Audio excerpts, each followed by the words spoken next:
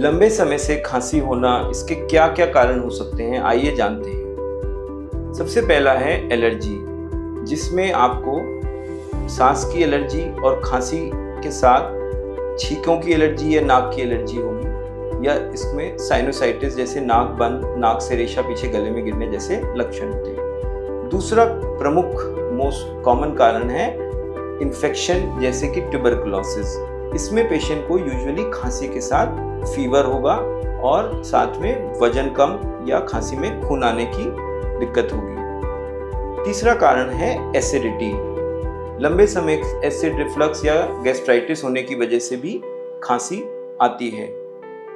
चौथा कारण है कोई आप ब्लड प्रेशर की मेडिसिन ले रहे हैं जो कि खांसी करती है, जैसे कि एटनेलॉल या फिर एस इनहिबिटर, ठीक है, इनसे भी खांसी होती है।